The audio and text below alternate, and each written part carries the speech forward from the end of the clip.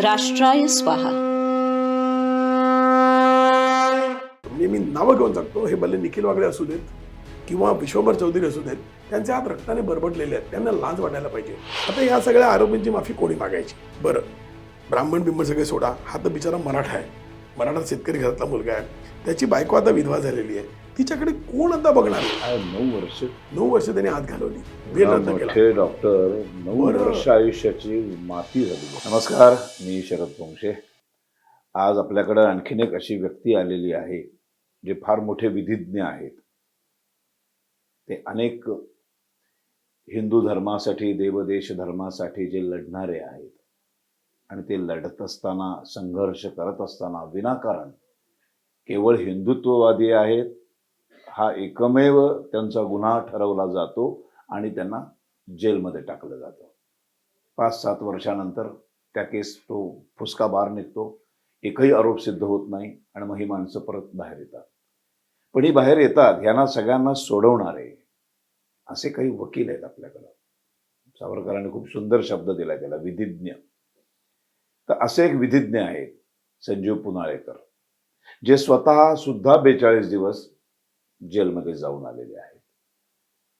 ह्यांनी ज्यांची केस लढवली, गोविंद पानसरे केसमधले समीर गायकवाड यांची केस लढवली, त्यांना जामीन मिळाला. जामीन मिळाल्यानंतर त्यांचा जामीन रद्द व्हावा म्हणून परत एक केस झाली आणि त्या केसच्या हिअरिंगमध्ये सदैव समीर गायकवाडांना एक टांगती तलवार होती की कुठल्याही क्षणी माझा जामीन रद्द होईल आणि मला पुन्हा त्या नरकामध्ये जावं लागेल. नरकच आहे तो जेल म्हणजे. आणि हे काही फार मोठे पॉलिटिशियन नाहीत ना, तिथे मस्त त्यांना टीव्ही ठेवलाय, AC मध्ये बसवलंय, असे नाहीत. मुळातच ह्यांना एक ठराविक हिंदुत्ववादी आहेत म्हणून ठरवूनच ह्यांना आतमध्ये टाकलं गेलंय, ठरवूनच यांना या सगळ्या हत्याकांडामध्ये अडकवलं गेलेलं आहे. तर आणि त्या समीर गायकवाडांचा कालच अत्यंत दुर्दैवी मृत्यू झाला, खूप दुःखद निधन झालं आणि ती केस लटकली म्हणजे निर्दोष मुक्त होऊन जर ते गेले असते ना, तर ते शांतपणे गेले असते. आज नाही म्हटलं तरी आयुष्यभर त्यांच्यावर एक छोटासा काळा डाग राहिला. त्यांना सोडवणारे, त्यांच्यासाठी वकीलपत्र घेणारे आणि जज्जांच्या समोर पोटतिडकीनं त्यांची बाजू मांडणारे, त्यांना जामीन मिळवून देणारे. आमच्याकडं आज विधिज्ञ संजीव पुनाळेकर आलेले आहेत. तुमचं स्वागत. खरं तर समीर गायकवाडांचं काल निधन झाल्यामुळे वातावरण म्हणजे आज काय आपण आनंदात नाही आहोत. पण हे किती वाईट आहे हो, की इतकी वर्ष लागावं, इतकी वर्ष निकालच लागत नाही, पण कुठलाही आरोप सिद्ध झालेला नाही, कुठलाही आरोप सिद्ध होत नाही. जाणीवपूर्वक त्यांना आतमध्ये ढकलायचं आणि त्यांचं आयुष्य सडवायचं. बरं, एक माणूस आत जातो तेव्हा एकट्या माणसाचं आयुष्य नाही सडत, त्याची बायको, त्याची आई, त्याचे वडील, त्याचे नातेवाईक, त्याची मुलं, सगळ्यांचं आयुष्य बर्बाद होत असतं. खरोखरच तुम्हाला म्हणजे आमच्यासारख्या सगळ्या हिंदुत्ववाद्यांकडनं तुम्हाला सलाम, तुम्हाला नमस्कार, तुमचा मी आभारी आहे सगळ्यांसाठी. म्हणजे आम्हाला सुद्धा भीती वाटते, मला सुद्धा कधी कधी भीती वाटते. मी व्याख्यानं देत असतो, उद्या काय झालं, आम्हाला कोणी काय अडकवलं तर आहेत बाबा कोणीतरी तो काही सांगता येत नाही. मी आमचे जे व्याख्यानं देणार आहोत, आम्ही सावरकर आणि हिंदुत्वावर बोलणारे आहोत, तर मी माझ्याबरोबर पार्थ भावस्कर असतो, त्याला नेहमी म्हणतो की सरकार जरी भाजपचं असलं किंवा शिवसेना भाजप युतीचं असलं तरी एक गोष्ट लक्षात ठेव, बोलताना बाबा सांभाळून बोल, नावं बिवं डायरेक्टली घेऊ नकोस. काय आपल्याला जर उद्या अटक झाली तर आपल्याला सोडवायला कोणी येणार नाही, तेव्हाही नाही, ते तेवढी गॅरंटी आहे मला. तर पण उगाच आम्हाला आतमध्ये टाकू शकतात. ही अशी भयानक परिस्थिती आहे. हिंदुस्थानामध्ये बहुसंख्य हिंदूंना हिंदू म्हणून घेणं हे पाप आहे, हे गुन्हा आहे. निश्चित. काय वाटतं तुम्हाला? ह्या सगळ्या अशा केसेस तुमच्याकडे येतात, तुम्ही इतकं पोटतिडकीनं लिहिता, फेसबुकवर पण तुमच्या पोस्ट असतात. सरकार आपलं असं आपण म्हणतो, हिंदुत्ववादी सरकार, राष्ट्रीय स्वयंसेवक संघाचे एक प्रचारक, अख्खं आयुष्य ज्यांनी संघाला वाहिलेलं आहे, असा एक माणूस आपल्या देशाचे सलग तिसऱ्यांदा पंतप्रधान झाले. बरोबर आहे. म्हणजे आता त्यांनी सगळे आधीचे रेकॉर्ड तोडले. नेहरूंचा तोडला, इंदिरा गांधींचा तोडला आणि सर्वात जास्त पंतप्रधान पदावर सलग आरूढ झालेले आपले राष्ट्रीय स्वयंसेवक संघ, डॉक्टर हेडगेवारांनी हिंदूंच्या हिताचं रक्षण करणारी सामाजिक संघटना म्हणून ज्याची स्थापना केली, ज्याच्यात बाळाराव सावरकरांचा हात होता, विनायक दामोदर सावरकरांचा हात होता, अशा संघटनेचा एक माणूस, अशा संघटनेची असंख्य माणसं आज केंद्रामध्ये आहेत. आज आपल्याकडं आपले फडणवीस साहेब तर पूर्णपणे संघाच्या मुशीतून तयार झालेले आहेत. म्हणजे हिंदुत्वाचे संस्कार आहेत त्यांच्यावर. मग असं सगळं असताना तुमच्या पाठीशी कोणी उभं का राहत नाही? नाही, याच्यामध्ये ना शरदजी तुम्हाला एक सांगतो की ह्या प्रकरणामध्ये थोडीशी पार्श्वभूमी सांगायला पाहिजे की समीरना मुळात अटक झाली तीच अत्यंत अन्यायी होती. कारण तो एका रुद्रा पाटील नावाच्या कार्यकर्त्याचा होता पार्टनर एकेकाळी, फार पूर्वी. त्यांचं एक मोबाईलचं सिम कार्डाचं वगैरे दुकान होतं आणि रुद्रा पाटीलवर खोटे आरोप ठेवून त्याला एका प्रकरणात गुंतवलं. आता रुद्रा पाटीलची गंमत बघा, तो एक कार्यकर्ता होता. सच्चर समितीला त्यांनी न्यायालयात आव्हान दिलं, उच्च न्यायालयात. उच्च न्यायालयाने याचिका ऍडमिट केली, दाखल करून घेतली, अंतिम सुनावणीला ठेवली आणि मग त्याला अटक झाली. त्यावेळेला काँग्रेसचं राज्य होतं आणि त्याला एका बॉम्ब लाशा खटल्यात गुंतवलं. अटक नाही झाली, त्याला अटक होणार असं कळलं. तो त्यानंतर फरार झाला असं सरकारचं म्हणणं आहे. पुढे त्या केसचा निकाल लागला, सगळे निर्दोष सुटले. रुद्रा पाटील बद्दल बोलणारा कोणी साक्षीदार आला नाही. काही एका गटाबरोबर तो होता, लोकांची मैत्री असते. तर त्या प्रसंगामध्ये तो घाबरला, शेतकऱ्याचा पोरगा होता, घाबरला.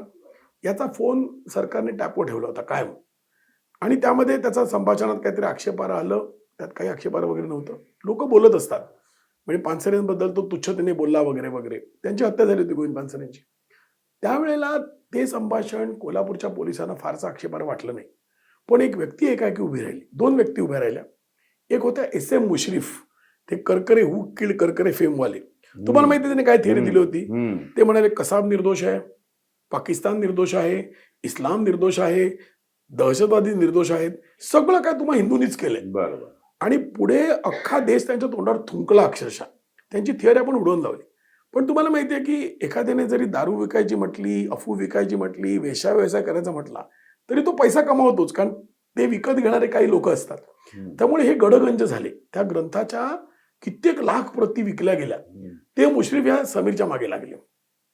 त्यांनी ते प्रकरण लावून धरलं. म्हणजे त्यांनी तो मुद्दा, आणि एका मुलाखतीत त्यांनी सांगितलं, बरं का, मी केलं सगळं. ते अभिमानाने सांगतात, माझ्याकडे व्हिडिओ येतो. त्यांचे बंधू होते मंत्री हसन मुश्रीफ, काँग्रेसचं राज्य होतं. आणि त्याच्या आधारे या बिचाराला अटक झाली. आणि जामिनाबद्दल म्हणाल तर सुरुवातीला तर त्याला वकीलच नाही मिळू दिला. म्हणजे कोल्हापूरच्या काही वकिलांनी असा प्रचार केला की हे सगळे सनातनी वगैरे आहेत, हे नवे नथुराम गोडसे आहेत, असं आहे, पानसरेंना मारलंय. पहिल्या दिवशी बिचारा एकटाच उभा राहिला, त्याला वकीलच नाही. आणि त्यांनी सांगितलं याला आम्ही वकील मिळूच देणार नाही, अशा गर्जना केल्या गेल्या. आम्ही म्हटलं असं चालणार नाही, आता काळ गेला, हिंदू लढतील. ते किती म्हणजे वकील होते की ज्यांनी आम्ही वकील मिळवून देणार नाही? ते जवळपास 300 जणांनी ठराव केला तसा. 300 जणांनी ठरवलं, 300 वकिलांनी ठरवलं, बार कौन्सिलच्या, बार असोसिएशनच्या. आणि त्यांनी पत्रकं वाटली की आम्ही त्याला मिळू देणार नाही. मग आम्ही काय केलं, आम्ही सांगितलं आपण जाऊ हिंदुत्ववादी वकील. तुम्हाला गंमत सांगतो, 31 वकील तिकडे गेले आणि ते न्यायाधीश महोदय सुद्धा चकित झाले की एका व्यक्तीसाठी 31 वकील आले. त्या दिवशी कोर्टात फायरवर्क झालं आणि त्याच्या रिमांडबद्दल काही ताशेरे पण सरकारवर आले त्यावेळेला. आणि त्यावेळेला माझे सहकारी होते समीर पटवर्धन आणि वीरेंद्र इचलकरंजीकर. मग आम्ही जामीन दाखल केला. युक्तिवाद समीर पटवर्धनाने केला आणि त्यांचा युक्तिवाद फार प्रभावी होता. आणि समीर पटवर्धनांच्या त्या, कारण ते तिथले आहेत, सांगलीचे आहेत, ते पण हिंदुत्ववादी कार्यकर्ते आहेत चांगले. त्यांनी अधिवक्ता परिषदेचं काम केलं, पूर्वी अभायबचं केलं होतं. तर त्यांनी त्याचा जामीन मिळवला. गंमत अशी की त्याला कोणीतरी प्रत्यक्षदर्शी साक्षीदार होतं, बरं का. म्हणजे त्याने पानसरेंना गोळ्या घालताना बघितलं. असं असून सुद्धा पुढे जामीन आमचा झाला. कारण याने त्यातल्या तफावती दाखवल्या की स्कूटरचा रंग भलतात, त्याचं मॉडेल वेगळं. नंतर याने आणखी 2 आरोपी आणून त्याच्यात घुसवले. म्हणजे दाभोळकर प्रकरणातले आरोपी 2 इथं आणून घुसवले. आणि सरकार म्हणाल तो आता निर्दोष आहे, समीरचा काही रोलच नाहीये. आणि बाकी नंतर जे काही आरोपी पकडले त्याचा आणि समीरचा काही संबंध दिसून येत नाही, त्यांनी सांगून टाकलं. तरी तो त्या केसमध्ये राहिला. 1.5 वर्षानंतर त्याला जामीन मिळाला होता. तो रद्द करण्यासाठी अर्ज या पुरोगाम्यांच्या दबावामुळे त्यांनी केला, लक्षात घ्या. आणि तो अर्ज 7-7.5 वर्ष आम्ही दरवेळेला कोर्टात सांगतो, लवकर ऐका, त्या ताणात आहे तो, त्याचं लग्न झालं होतं. त्याला 2 लहान मुलं होती. आता पण तो गेला. 6-7 वर्षाचं एक बाळ आणि दुसरं 3-4 वर्षाचं मुलं आहेत त्याची लहान. शेतकऱ्याचा मुलगा आहे, मराठा घरातला आहे. अक्षरशः उद्ध्वस्त आहे. त्याला त्यांनी कुठे नोकरी मिळू दिली नाही.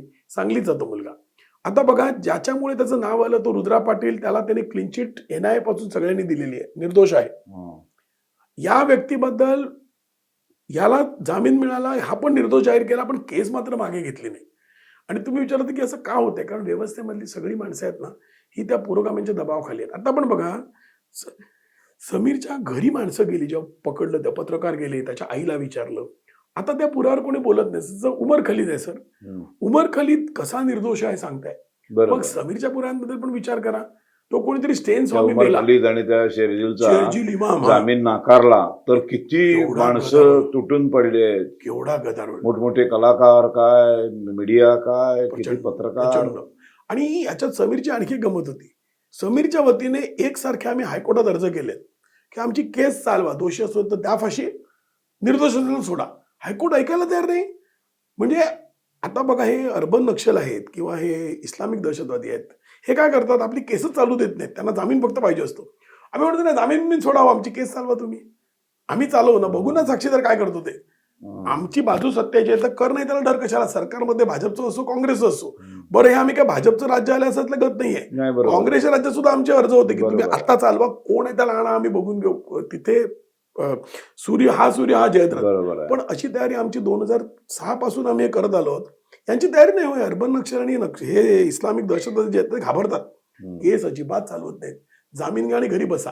आता पण बघा ना, 1 वर्षाचं दिलंय त्याला, त्या याला उमर खलीदला जामीन मिळाला तर केस नाही चालवणार, तो गपचूप घरी जाणार. हं. म्हणजे तिथे कुठेतरी दाल में काला है. आणि आमचा माणूस सबीर एवढे अर्ज तो करत होता, त्याची केसच नाही चालू दिली हो. म्हणजे इतकं निर्गुण आहे आणि एवढ्या ताणाखाली माणूस जगू कसा शकतो. बरं, याच्यात तुम्ही निधनाचं म्हणालात ना, मी या केसेस बघतोय सर. बेस्ट बेकरी केस होती, त्यामध्ये मी होतो, दोघे निर्दोष सुटले. मालेगाव पाहिलं, ठाणे ब्लास्ट पाहिलं, दाभोळकर केसमध्ये त्यांनी मलाच अटक केली, मडगाव ब्लास्ट पाहिलं. सर, माझ्या माहितीप्रमाणे यांची संख्या 20 ते 25 आहे हिंदुत्ववादी कार्यकर्त्यांची, ज्यांच्या घरात कोणाचे वडील गेले, कोणाची आई गेली, अंत्यविधीला जाता आलं नाही. आणि काही त्यातले डॉक्टर आहेत, काही इंजिनियर आहेत, काही प्राध्यापक आहेत. अक्षरशः लोकांना बर्बाद करून टाकले. आणि हे नॅरेटिव्ह आता बघा, एवढे जे पुरोगामी पत्रकार आहेत, मी नावं घेऊन सांगेन. निखिल वागडेंनी परवा श्रीकांत पांगारकरांवर लिहिलं. मला नवल वाटतं खरोखर की श्रीकांत पांगारकर एक, म्हणजे मी त्याला ओळखतो व्यक्तिगत, मी गेली 15 वर्ष त्याला ओळखतो, थेट सांगतो, मी भीत नाही. तो आरोपी केला त्याला. आता त्याच्या विरुद्ध एकाही खासगी व्यक्तीची तक्रार नाहीये. सगळे राजकीय नेते तुम्ही बघा, अगदी मोठे तुम्ही अगदी सोडा, अगदी ठाकरे कुटुंबीय सोडा किंवा अगदी मोदी सोडा, बाकी व्यक्तींवर, राजकीय नेत्यावर व्यक्तिगत आरोप होतात की बाबा माझी जागाच ढापली, हं. माझ्या नोकरीत काहीतरी केलं, कॉन्ट्रॅक्ट, असा आरोप काही नाही. नगरसेवकांवर तर सगळ्यांवरच होतो. तुम्ही हो. प्रत्येक नगरसेवकांवर व्यक्तिगत आरोप आहेत. पांगारकर या व्यक्तीवर कुणी कधी व्यक्तिगत आरोप केले नाहीत. जेलमधनं बाहेर आला, अक्षर तो कंगाल झाला होता. ज्या घरात तो राहतो त्याच घरात अजून राहतो 20 वर्षापूर्वीच्या. आणि कार्यकर्त्यांनी त्याला जिंकवलं. एक कौतुकाचा शब्द नाही. त्याच्याऐवजी गौरी लंकेशचा खून प्रकरणातला निवडून आला. म्हणजे काय तुम्ही हो, हे ते भयंकर बातमी चालवली. यांच्या हाताला रक्त लागलंय सर. म्हणजे मी नावं घेऊन सांगतो, हे भले निखिल वागडे असू देत किंवा विश्वंभर चौधरी असू देत, त्यांचे हात रक्ताने बरबटलेले आहेत. त्यांना लाज वाटायला पाहिजे. आता आपण म्हणतो ना बघा, मी कधी कधी फेसबुक बघतो, मी उद्विग्न होतो. ते म्हणतात सवर्णांनी, विशेष करून ब्राह्मणांनी माफी मागायला पाहिजे, अत्याचार झाले. या अत्याचाराबद्दल कोण माफी मागणार? मागा ना माफी.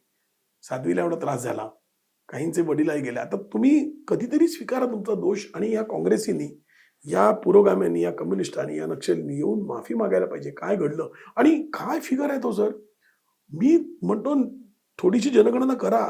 किती इस्लामिक दहशतवादी पकडले, किती अर्बन नक्षली पकडले, किती हिंदुत्वादी कार्यकर्ते मारलं. आणि हे मारलेले किती आहेत? हिंदुत्वासाठी पकडलेले कार्यकर्ते सगळी मिळून संख्या 100 सुद्धा नाहीये. होय. त्यांचं सगळ्यांचं आयुष्य उद्ध्वस्त केलेलं आहे. हे जे नॅरेटिव्ह खोटं तयार केलंय ना, आणि यांच्यावर कुठलाही आरोपही सिद्ध होत नाही. काही सिद्ध होत नाही. आणि मला गंमत वाटते की मालेगाव पासून सगळ्या केसमध्ये आम्ही वकील मंडळी, आमचे अशील, आम्ही जाऊन म्हणतोय की आमची केस चालवा. याच्याहून जास्त प्रामाणिकपणा आम्ही काय सांगणार सर? बरोबर. आता ईडीच्या बाबतीत होते ना, ईडी बाबत बोंब होते की सरकार दुरुपयोग करते, करत असेल नसेल विषय वेगळा. बरोबर. पण मग ईडी केस लवकर चालवायला कोणी गेलं का हो? नाही ना, साधा विषय झाला तुम्ही त्याच्यामध्ये, तसं तुम्ही कोणी जात नाही.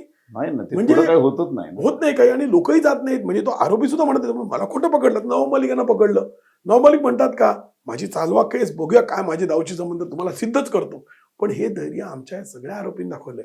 म्हणजे हे आरोपी त्या अर्थाने म्हणाल तर ते स्वातंत्र्य सावरकरांचे सच्चे अनुयायी या बाबतीत आहेत की ते तत्वनिष्ठ आहेत. बरोबर. जे केलं त्याची जबाबदारी ते घेत आहेत. केलं आहे किंवा नाही केलंय, आम्ही कृत्य केलं असेल सिद्ध करा, आम्ही उलट तपासणीला तोंड देऊ, आम्ही उभे राहू, आम्ही आमच्या साक्षी तपासू, आम्ही भीत नाही, शिक्षा झाली तर भोगू. हा जो दृष्टिकोन आहे ना सर, तो खूप मोठा आहे आणि याबद्दल हिंदू समाजाने सुद्धा यांचं ऋणी असायला पाहिजे. म्हणजे आम्ही काय उपकार करत नाही, नाही असलंच पाहिजे. तेच आम्हाला संधी नाही, देतात फार की महत्वाचं बोललात की हे स्वतःहून जाऊन सांगतायत की आमचं हिअरिंग करा, आमचं केस चालवा, आमचं. बरोबर आहे. नाहीतर बाकी सगळे जण सतत पुढच्या केस असतात. मोठमोठे नेते, आमदार, त्यांच्यावर मोठे भयानक आरोप आहेत, रेपचे आरोप आहेत, खुनाचे आरोप आहेत. चालवतच नाही. हो, मध्यंतरी भुजबळ साहेब नाही का 3.5 वर्ष ते जामीनावर ते सुटले. पण म्हणत नाही पण माझी केस त्यात चालवा, ते कोण म्हणत नाही. आणि गुपचूप कोणी डिस्चार्ज होऊन घेतात, हा. डिस्चार्ज होतात ते. म्हणजे हा, मग काहीच नाही होत. मॅनेजमेंट ते काही होतच नाही. बरोबर आहे. आता मी मध्यंतरी ना अश्विनी उपाध्याय माहिती आहे हो तुम्हाला? हो, आमचे वकील साहेब आहेत. त्यांचे व्हिडिओज मी बघत असतो नेहमी. तर ते नेहमी म्हणतात की हा सगळा फॉल्ट कायद्यामधल्या या त्रुटी आहेत. होय होय. आणि या कायद्यामधल्या त्रुटी जोपर्यंत ते जाहीरपणे भाषणं देत असतात, त्यांचे व्हिडिओज बघतो मी, की कायद्यामधल्या या त्रुटी जोपर्यंत तुम्ही सुधारत नाही तोपर्यंत भारतात हे असंच चालणार. निश्चितपणे. म्हणजे ही मला फक्त मला कुतूहल म्हणून विचारायचं आहे. म्हणजे या केसची तसा काही संबंध नाही त्याचा. हे जे कायदे आहेत बनवले गेलेले आहेत, हे सगळे कायदे भारतीयांनी, भारतीय संस्कृती, भारताचा संस्कृतीचा, भारत देशाचा, समाजाचा जो ढाचा आहे, आपली एक वेगळी जगण्याची पद्धत आहे जगापेक्षा, ह्याचा विचार करून हे बनवलं गेलेलं आहे का स्वातंत्र्यानंतर मागील पानावरनं पुढील पानावर आले? नाही, स्वातंत्र्यानंतर मागील पानावरच पुढील पानावरले सगळे कायदे आपण त्यांचं अनुकरण केलेलं आहे. पहिली गोष्ट अजूनपर्यंत ते इंडियन पिनल कोड आणि तेच चालू होतं. तेच चालू होतं. आता काहीतरी थोडासा बदल केलाय आणि तरी सुद्धा वाव आहे. म्हणजे काही बाबतीत आपल्या या इंटरव्ह्यूमुळे कदाचित कुठे वादळही उठेल. अॅट्रॉसिटी कायदा घ्या तुम्ही. आता अने बला असं म्हटलं की अरे तू नीच रक्ताचा आहे, तुझे आईबापच तसे आहेत, तुझा वंशच खराब आहे. अ आणि बच्या जातीप्रमाणे ठरणार का त्याला शिक्षा? वाक्यच आक्षेपार्ह आहे. म्हणजे तो जर का अनुसूचित जमातीचा असेल, ज्याला शिव्या दिल्या हे वाक्य म्हटलं, तर त्याबद्दल लगेच अटक व्हायला पाहिजे. त्याला अटक व्हायला आणि जर त्याने म्हटलं असेल तर मग तो अदखल पात्र गुन्हा आहे. आता म्हणजे मग मला कळत नाही, हा कायदा आणि मनुस्मृती म्हणताय, नक्की फरक काय आहे? एकाच विधानाबद्दल वेगळी शिक्षा कशी काय असू शकते? विधान द्यायचं तेवढंच घाणेरडं आहे. तुझं रक्त खराब आहे, तुझ्या आईवडील तुझं वंशच तसं आहे मुळे. मी हे सगळं मला केवळ भन्नाट बोलतो. तुम्हाला ट्रोल करताना तुमच्या खाली अरे पोंक्षे तुझी जातच अशी आहे. आता हेच जर का तुम्ही त्याला म्हटलं तर तो गुन्हा होतो. म्हणजे तुमचं मी भाषण तर मला लक्षात येतं. एखादा म्हणून तुम्हाला असं म्हणतो, अरे पोंक्षा तू शेवटी जातीवर गेला, तुम्ही असं म्हटलं तूही जातीवर गेला असतं, तुम्हाला अटक होणार. म्हणजे गंमत बघा, काय हा कायदा, म्हणजे हे कायदे आपण कुठून घेतले. आणि वर आपण म्हणतो की समानता आहे, सर्व समान आहे बघा ना, कायद्यासमोर कुठची समानता आहे? आणि ते म्हणतात की तुम्ही एवढे गुन्हे केलेत, अत्याचार, तुम्ही माफी मागा. माझे 2 प्रश्न आहे त्याच्यामध्ये. आता या सगळ्या आरोपींची माफी कोणी मागायची? बरं, ब्राह्मण बिंबण सगळे सोडा, हा तर बिचारा मराठा आहे, मराठा शेतकरी घरातला मुलगा आहे, त्याची बायको आता विधवा झालेली आहे, तिच्याकडे कोण आता बघणार? म्हणजे तिच्याकडे बघा, सगळे हिंदू त्यांना मदत करतील, फक्त हिंदूंमध्ये एक जागरूकता कमी पडते. काय होते बघा, की जेव्हा चार्जिल इमामाला पकडलं, तुम्ही कुठं ते गल्लीत जाऊन एका मुसलमानापुढे माईक धरा, तो त्याच्या बाजूने बोलायला लागतो, किंवा त्या दुसऱ्या विषय उमर खलिदबद्दल तो बोलतो. तुम्ही कुठच्या एखाद्या युनियनच्या कार्यालयात जा, तो ताबडतोब त्या अर्बन नक्षल्यांच्या बाजूला बोलेल. हिंदू काय म्हणतात, असेल, मला काय माहित नाही बोलायच्या, माहित करून घेणं आवश्यक आहे. आणि आपली मंडळी त्याची माहितीच करून घेत नाहीत. म्हणजे आता डॉक्टर तावडे त्यांना पकडलं होतं, हा मनुष्य MS आहे, कुठचेही रिझर्वेशन नसताना तो मराठा जातीचा आहे, सरदार घराण्यातला आहे, तो डॉक्टर झाला, जे मधनं झाला, ENT सर्जन. आता ENT सर्जन हा माणूस झालेला आहे. या माणसाबद्दल आपल्या लोकांना काय माहितच नाहीये. हा माणूस करेल का असं कृत्य? कशासाठी करेल? 9 वर्ष त्याने आत घालवली, बेल रद्द केला. डॉक्टर 9 वर्ष आयुष्याची माती झाली. त्यात तुम्हाला मजा सांगतो, तुम्ही सगळ्यांचे सोशल अकाउंट बघा, मीडिया अकाउंट्स, जजेसवरही मंडळी टीका करतात. तावडेंच्या प्रकरणामध्ये तुम्ही उच्च न्यायालयाचा निकाल बघा, त्यामध्ये एवढे ताशेरे मारले आहेत, त्या न्यायाधीशांवर त्याच्यात ताशेरे मारले आहेत, आणि आज तावडेंचं प्रकरण त्याच न्यायाधीशांपुढे चालतंय. आता याला मी काय म्हणू? आता प्रश्न असा आहे की उद्या अर्ज केला आपण त्यांच्याकडून काढायला, तर ते म्हणणार बघा हिंदुत्ववादी कसे जजला टार्गेट करतायत. म्हणजे बघा, काही मध्यंतरी एका मुलाखतीत झालं होतं की इस्लामिक मंडळी वगैरे ही काही जजेस पुढे मॅटर चालवतच नाही, चालवायचं नाही मॅटर. आपल्याला पाहिजे तो जज निवडायचा, मध्ये मध्ये मागे घ्यायचा अर्ज, आणि मग म्हणायचं न्यायसंस्था उशीर करते. आम्ही आमचे अर्ज कोणापुढेही चालवले, आम्ही कधी न्यायाधीशाच्या निवडीमध्ये गेलो, परंतु ही मंडळी करतात.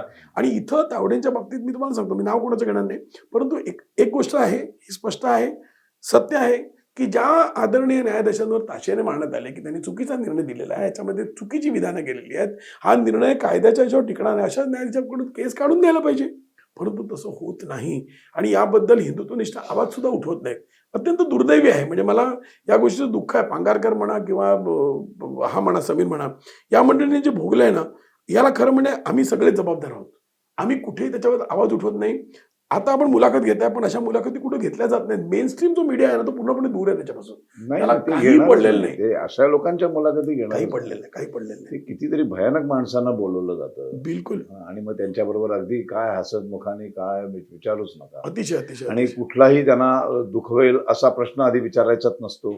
सगळं गुडी गुडी गुडी गुडी छान छान मुलाखती चालतात. एवढ्या मोठ्या मोठ्या नेत्यांच्या मुलाखती, पण त्यांनी जेवढे भ्रष्टाचाराचे कळस केलेले आहेत बरोबर. त्याच्याबद्दल एकही प्रश्न विचारला जात नाही. एकही प्रश्न विचारला नाही, जात नाही. नाही. निश्चित, एकदा निश्चित. चुकूनही नाही. निश्चित निश्चित. आणि बघा ना, भुजबळांचं तुम्ही नाव घेतलं, एक आरोप झाले भुजबळांबरोबर. नाही, म्हणजे मला प्रश्न काय नाही, पडला की एक मोठा नेता, मोठा नेता आहे, मोठे नेते, बरोबर आहे. त्याच्याबद्दल वादच नाही. पण त्यांच्यावर घाणेरडा आरोप झाला पण ते ना. 3.5 वर्ष आत होते. हो, बरोबर आहे. तिथनं ती जामिनावर बाहेर आले. बरोबर आहे. मला म्हणायचे, मला काय भुजबळांबद्दल नाही, काही आपल्याला म्हणायचं कोणाच लागणार, कोणाबद्दल राजकीय नेते काहीच त्यांचं नाही. करतील ते. बरोबर आहे, बरोबर आहे. पण माझं म्हणजे आमच्यासारख्या सामान्यांचा प्रश्न काय पडतो बरोबर. की पुढं काय झालं? पुढं काहीच झालं नाही. खरं आहे. नाही, त्यात बरं, आणखी- ज्यांच्या सत्ता असताना ते आत गेले होते बरोबर. ते त्यांच्याबरोबर सत्तेतच बसलेत. मंत्री बनून. आणखी एक तुम्हाला यातला उपमुद्दा लक्षात घ्या की हरी नरके विचारवंत हो. ते त्यांच्या कमिटीमध्ये बसतात त्यांच्यासोबत, त्यांना लाज नाही वाटत. हो. म्हणजे भुजबळांच्या कृत्यांची त्यांना लाज वाटत नाही. नाही. परंतु पुनाळेकर जर समीर बरोबर गेले, अरे तो त्या केस मधला आरोपी आहे, मला सांगा गुन्हा गंभीर कुठचा आहे? 70,000 कोटी खाणं किंवा एखादी संस्था गळ्यात घालणं आणि ते भ्रष्टाचार करणं, आरोप तर तोच आहे. बरोबर सिद्ध आहे. झाला नाही, त्याला सोडून द्या. मी भुजबळ अजित पवारांबद्दल बोलत नाही, परंतु त्यांच्याबरोबर ट्रस्टीशिप मध्ये बसायला कोणाला लाज नाही वाटत. याचं वकीलपत्र घेतल्याबद्दल आम्हाला हात घालतात. म्हणजे हा जो हिंदू समाजामध्ये एक न्यूनगंड जो आहे ना, हा न्यूनगंड आपण सोडून द्यायला पाहिजे. कारण तुम्हाला बघा, तेलतुंबडे, आनंद तेलतुंबडेबद्दल मला अत्यंत आदर आहे, एक व्यक्ती म्हणून आहे. त्यांच्या बंधूंना नक्षल म्हणून गोळ्या घातल्या होत्या. पण आपण हिंदू कसा असतो, आपण म्हणतो आनंद तेलतुंबडेची गोष्ट वेगळी आहे. मिलिंदने केलं असेल ना, केलं असेल नसेल, आनंद मी आनंद म्हणून बघीन, भले त्यांच्या विचारसरणीवर टीका करीत, पण मी असं म्हणत नाही भाऊ आहे म्हणजे असणार, असं आपल्या रक्तात नाही. ते आपण चांगली मंडळी आहोत, आपण हे करत नाही. आपण असं नाही म्हणत ना की तो उमर खलीद आहे, बापानं काय केलं होतं, त्याच्या बापाला अतिरेकी म्हणून पकडला होता. आपण उलट म्हणतो की त्याच्यापुरतं ते ठेवा, मुलाबाळांकडे जाऊ नका. कशासारखं काही संबंध नाही. आणि ही मंडळी काय करतात की त्याला म्हणजे असा आयसोलेट करायचा, बहिष्कार घालायचा, त्याला काही मिळूच द्यायचं नाही, हे अतिशय गैर आहे. म्हणजे त्याला वकील मिळाला, त्याच्या वकिलावर हल्ला करायचा, त्याचं कोणी पत्रकारांनी मुलाखत घेतली त्याला तुम्ही हे करायचं.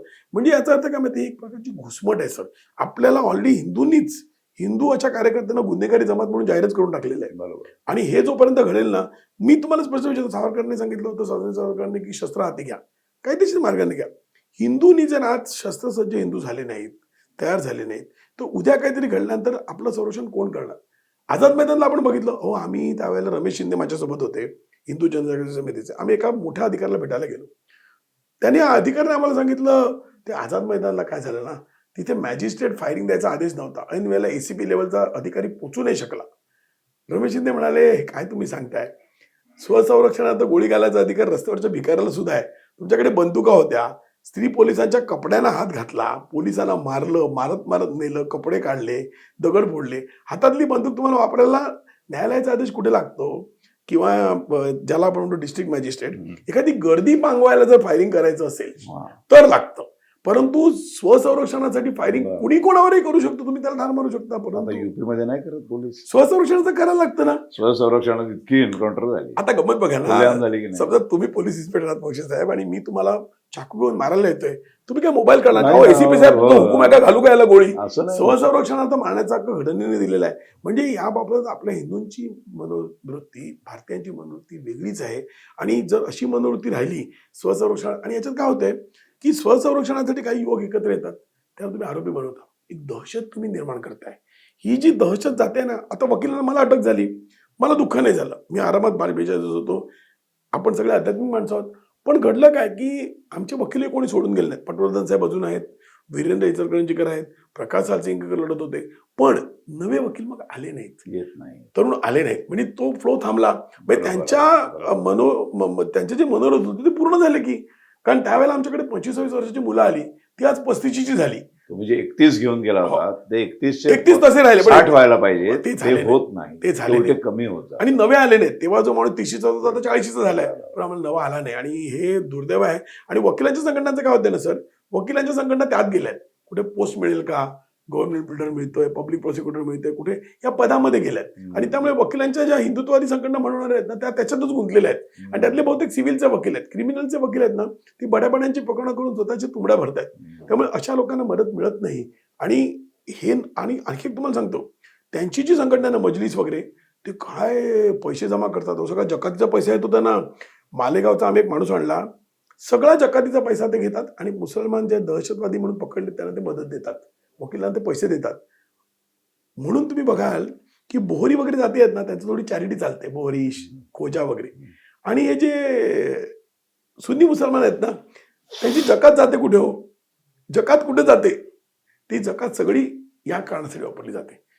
जकातीचा पैसा ते 2.5% 2% जे काही देत आहेत ते मुसलमानांच्या वकिलांकडे जात आहेत.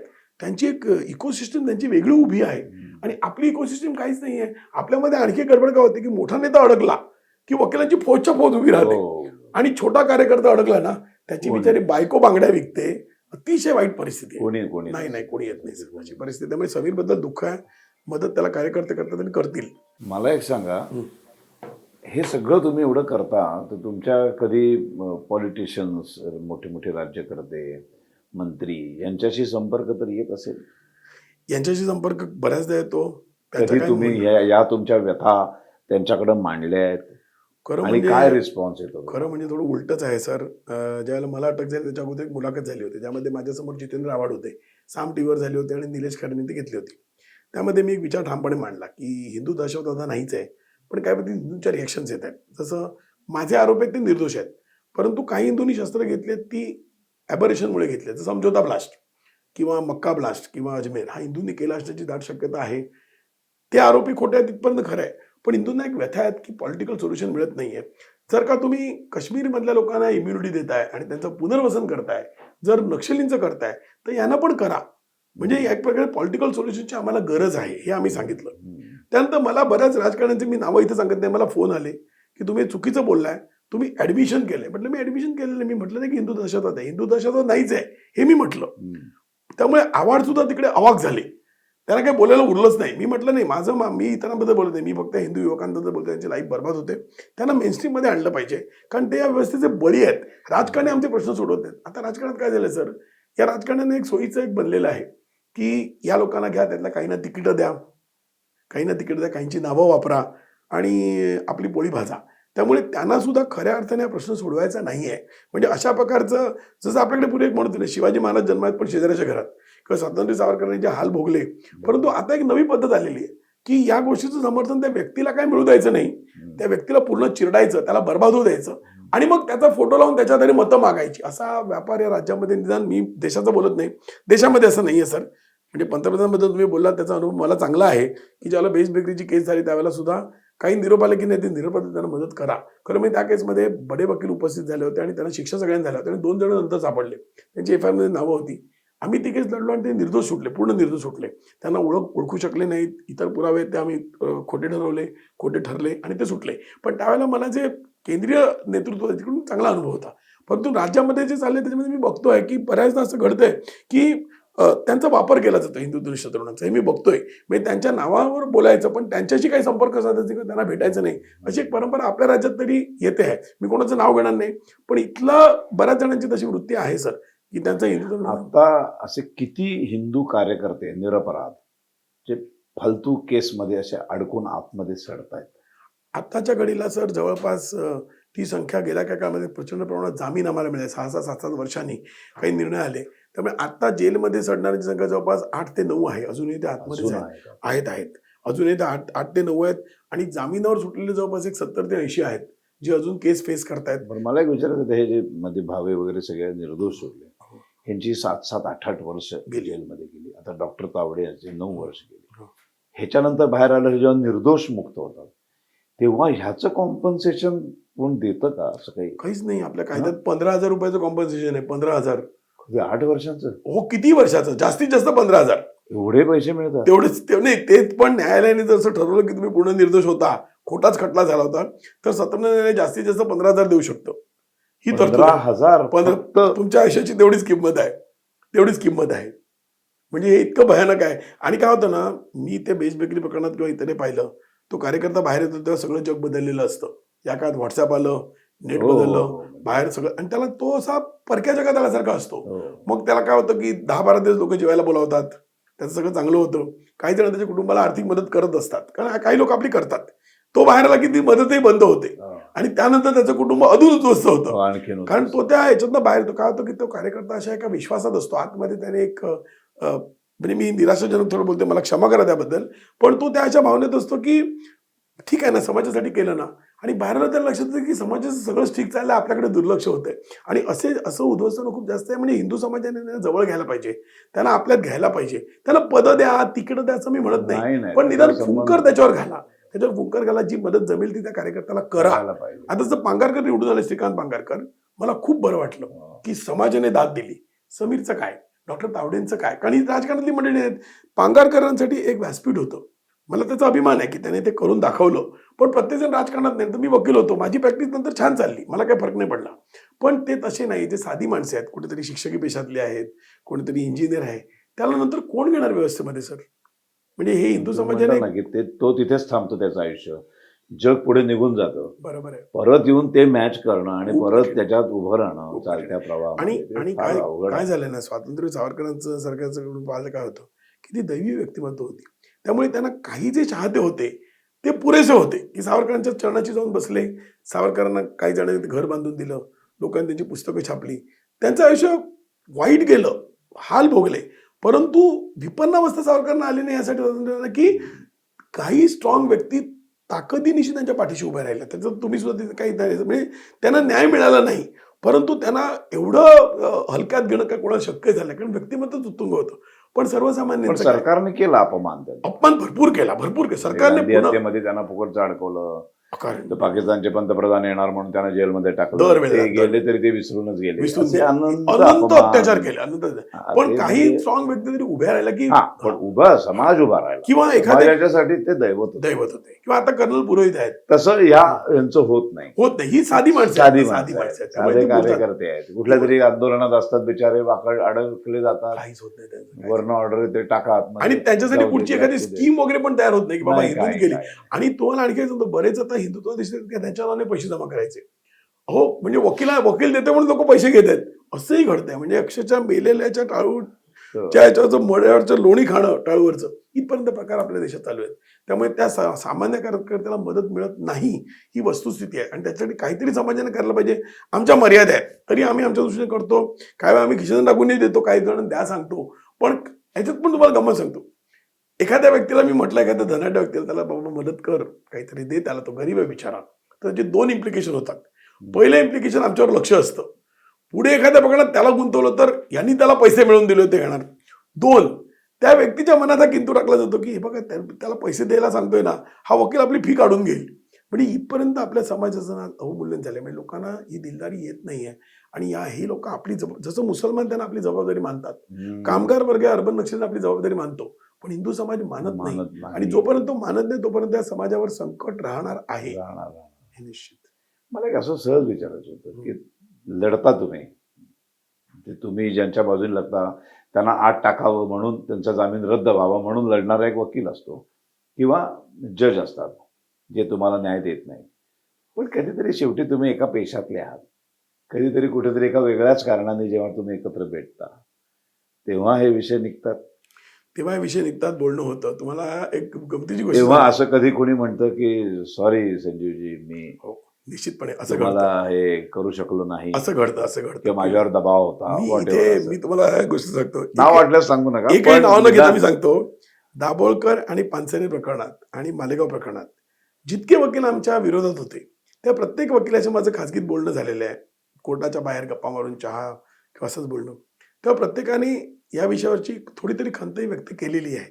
म्हणजे कारण वकील हा थोडा बुद्धिमान असतो, त्याला ज्ञान असतं, त्यामुळे जे त्यांना सुद्धा ते कळतं.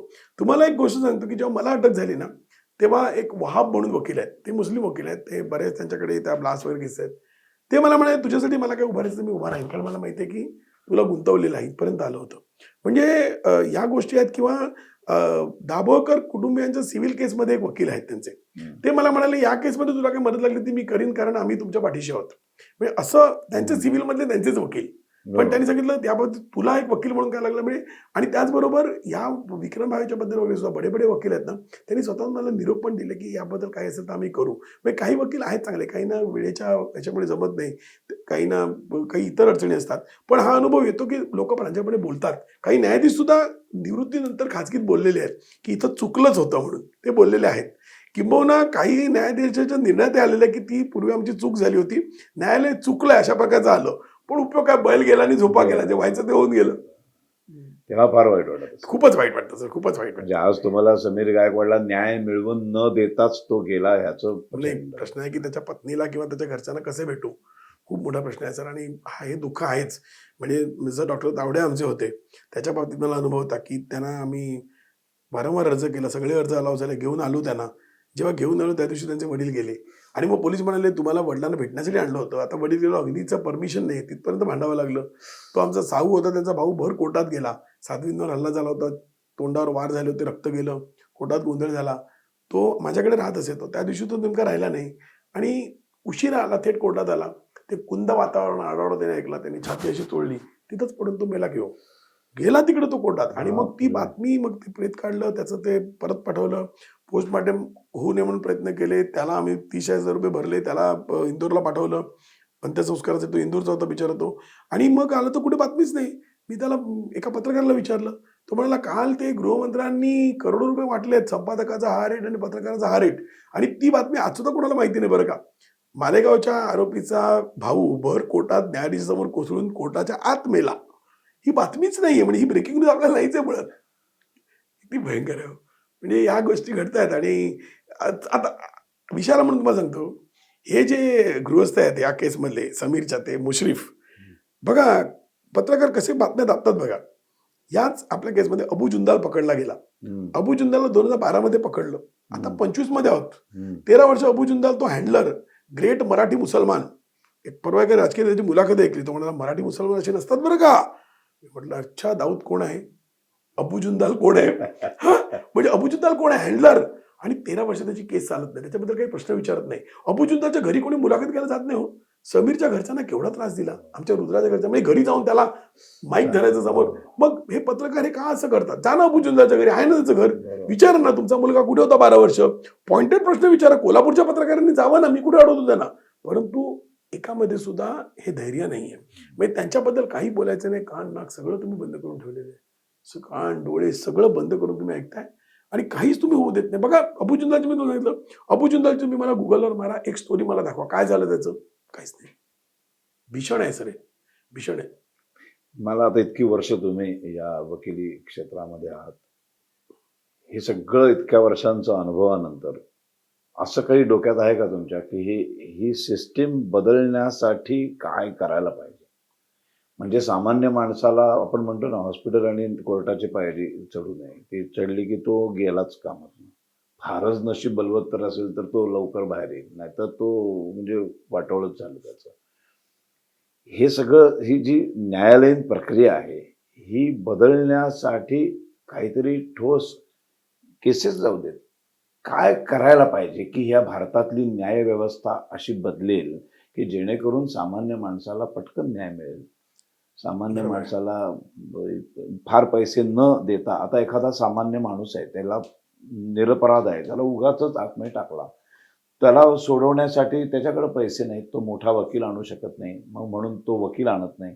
आणि तो कोणीतरी समोरची जी पार्टी असते ती फार श्रीमंत असते, ते मोठमोठे वकील आणतात आणि मग ते साक्षीदार पुरावे सगळे विकत घेतले जातात. असं सगळं जे सिनेमात पण बघतो आपण.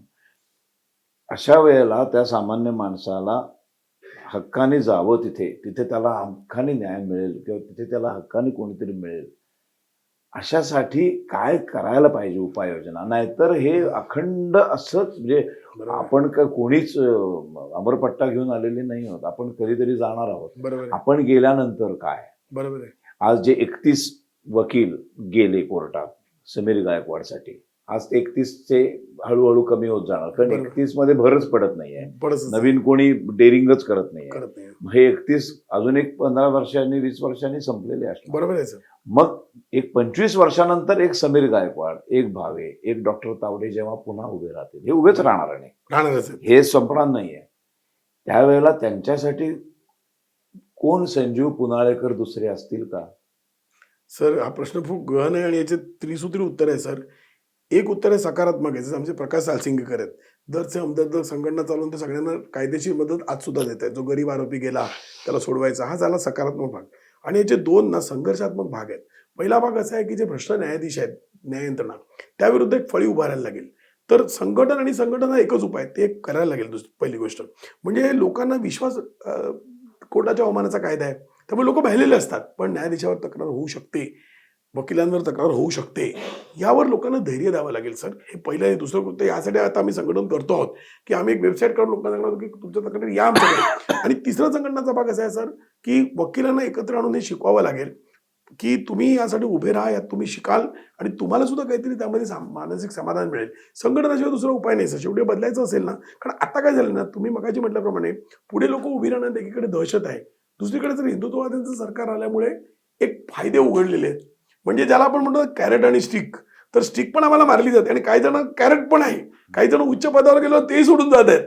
म्हणजे हे हिंदुत्ववाद आलेला आहे, हिंदुत्ववाद्यांचं सरकार आलेलं आहे, त्याचा फायद्यापेक्षा तोटाच जास्त झालेला आहे सर. कारण त्याच्यात बेनिफिट मिळू लागलेले आहेत. आणि मग काय होतं की एक माणसाची वृत्ती कशी असते, मी ठीक आहे तर सगळं ठीक आहे ना, म्हणजे मला पद मिळालं ना, आता हे असंच चालणार, याला काय करणार, व्यवस्था जशी आहे. म्हणजे माणूस पटकन स्वीकारतो. त्यामुळे बरेच जण आज व्यवस्थेला विकले गेलेले आहेत, वकील मंडळी सुद्धा. हा ही वस्तुस्थिती आहे. नवी येत नाहीत कारण त्यांना दहशत सुद्धा आहे. आणि दुसरीकडे काही लार्जर एजेंडे असे आलेले आहेत की कसं होतं ना सर, की मला अभ्यास करायचा नाही तर मी एक्स्ट्रा करिक्युलर ऍक्टिव्हिटी करणार, असं आहे ते. त्यामुळे मला जर लढा द्यायचाच नाहीये तर निमित्त शोधायला काय, निमित्त मला मिळतातच आहेत. आणि वकिलाला निमित्त शोधायला काय, कारण एरवी पण त्याला पैसा मिळतोय.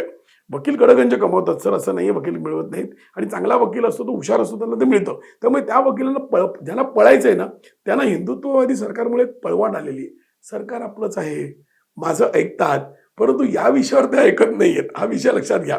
या विषयावर सरकार तुमचं अजिबात ऐकून घ्यायला तयार नाही. कारण आज सुद्धा बघा, मी स्पष्ट सांगतो, तुम्ही विश्वासचं फेसबुक बघा किंवा त्यांचे, मी अमक्या अमक्याला फोन लावला, मी त्या अमक्या अमक्याचे फोन शोधायचा फार प्रयत्न केला, मला फोन त्याचा काय तुमच्याकडे आहे की नाही मला माहित नाही. ते ज्यांची नावं थेट लिहितात त्यांना फोनवर बोललो, मला त्यांनी सांगितलं नंबर डिक्लेअर करा, आम्ही पण करू ना फोन. म्हणजे यांचे फोन घेतले जात आहेत. व्यवस्थेमध्ये ही सगळी मंडळी आहेत, त्यांच्या भल्या भल्या समित्यांवरती मंडळी बसलेली आहेत. तर हे जे सगळं म्हणजे ते उघडपणे हे पुरोगामी मंडळी, हे जिहादी, ही नक्षली सरळ सांगतात सरकार तुमची व्यवस्था आमची आहे, थेट सांगतात. ती व्यवस्था बदलताना आपल्याला खूप कठीण जाणार आहे. आणि त्यासाठी आपलं संघटन, म्हणजे ते डर्टी पिक्चर होतं त्यामध्ये होतं एंटरटेनमेंट, संघटन एकच उपाय आहे सर, एकच उपाय आहे, तोच एक उपाय करावा लागेल. तुमची इच्छा पूर्ण होऊ दे. धन्यवाद सर. आणि खूप धन्यवाद. अनेक संजीव पुनाळेकरांची आपल्याला गरज आहे समाजाला. आणि आमच्यासारखे जे आहेत, आम्ही पण बोलायची हिंमत करतो, पण घाबरत कुठे अडकू नये म्हणून फार विचारपूर्वक आम्हाला पण भाषणांमधनं, व्याख्यानांमधनं बोलावं लागतं. पण आम्ही सोडणार नाही, आम्ही बोलत राहणार, हिंदुत्वाचा मुद्दा मांडत राहणार. कारण जगाच्या पाठीवर हिंदूंना आपलं हक्काचं असं एकमेव स्थान आहे हिंदुस्थान. इथूनही आपल्याला हकललं तर मग आपल्याला कुठेच कोणीच उभं पण नाही करणार. नक्की सर. तुम्ही इतकं छान मोकळेपणाने बोललात त्याबद्दल खूप सर खूप धन्यवाद सर. धन्यवाद सर. राष्ट्राय स्वाहा.